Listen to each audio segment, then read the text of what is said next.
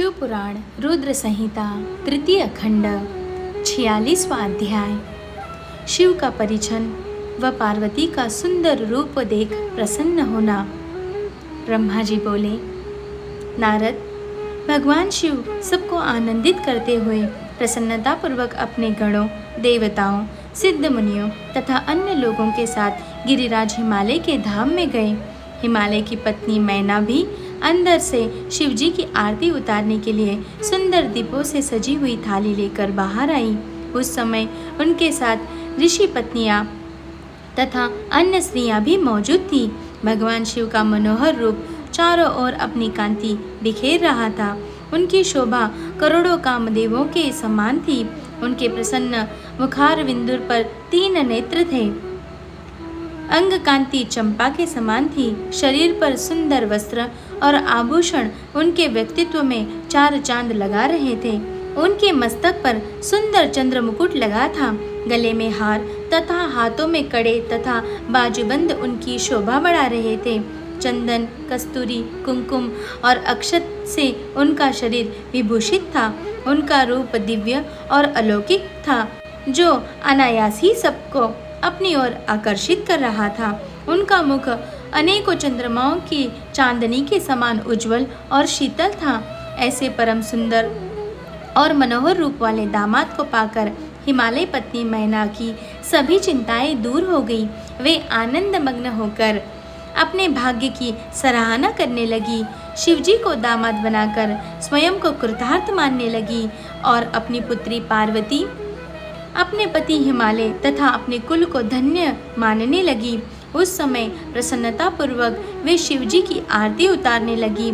आरती उतारते हुए देवी मैना सोच रही थी कि जैसा पार्वती ने महादेव जी के बारे में बताया था, ये उससे भी अधिक सुंदर है। इनका रूप लावण्य तो चित्त को प्रसन्न देने वाला तथा समस्त पापों और दुखों का नाश करने वाला है। विधि पूर्वक आरती पूजा करने के पश्चात मैना अंदर चली गई। उस समय उस विवाह में पधारे युवतियों ने वर के रूप में पधारे परमेश्वर शिव के सुंदर, कल्याणकारी और मनोहर रूप की बहुत प्रशंसा की। वे आपस में ही हंसी ठिठोली कर रही थी। साथ ही साथ अपनी सखी पार्वती के भाग्य की भी सराहना कर रही थी कि उसे शिवजी जैसे वर की प्राप्ति हुई है।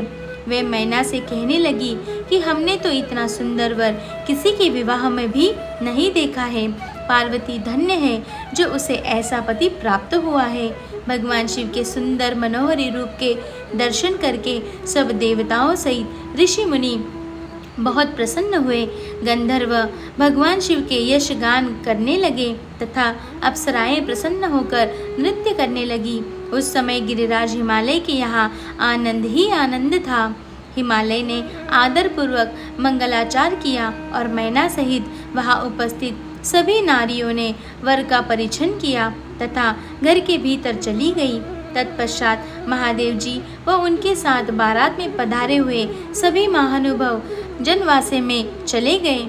तत्पश्चात साक्षात दुर्गा का अवतार देवी पार्वती कुल देवी की पूजा करने के लिए अपने कुल की स्त्रियों सहित अपने अंतपुर से बाहर आई। वहाँ जिसकी दृष्टि भी पार्वती पर पड़ी वह देखता ही रह गया। पार्वती की अंग कांति नील अंजन के समान थी। उनके लंबे, घने और काले केश सुंदर चोटी में गुंथे हुए थे। मस्तक पर कस्तूरी की बेदी के साथ सिंदूरी बिंदी उनके लावण्य रूप को बढ़ा रही थी। उनके गले में अनेक सुंदर रत्नों से जड़े हार शोभा पा रहे थे। सुंदर रत्नों से बने केयूर, वलय और कंकण उनकी भुजाओं को विभूषित कर रहे थे। रत्नों से जड़े कानों के कुंडल दमकती शोभा से उनके गालों पर अनुपम छवि बना रहे थे। उनके मोती के समान सुंदर एवं सफेद दांत अनार के दानों की भांति चमक रहे थे। उनके होठ मधु से भरे बिंब फल की तरह लाल थे। महावर पैरों की शोभा में वृद्धि कर रहे थे। उनके अंगों में चंदन, अगर, कस्तूरी और कुमकुम का अंगराग लगा हुआ था। पैरों में पड़ी पायजेब से निकली घुंघरों की रुनझुन की आवाज कानों में मधुर संगीत घोल रही थी। उनकी इस मंत्रमुग्ध छवि को देखकर सभी देवता उनके सामने नतमस्तक होकर इस अनुपम सौंदर्य को कनखियों से देखकर हर्ष का अनुभव कर रहे थे। पार्वती के अनुपम रूप को देखकर शिवजी ने अपनी विरह की वेदना को त्याग दिया। पार्वती के रूप ने उनको मोहित कर दिया था। इधर पार्वती ने कुल देवताओं की प्रसन्नता के लिए उनका विधि विधान से पूजन किया। तत्पश्चात वे अपनी सखियों और ब्राह्मण पत्नियों के साथ पुनः महल लौट गई। उधर में विष्णु जी व भगवान शिव भी अपने अपने स्थान पर ठहर गए। अब आगे देखते हैं विवाह में और कौन कौन सी रीतियाँ हुई।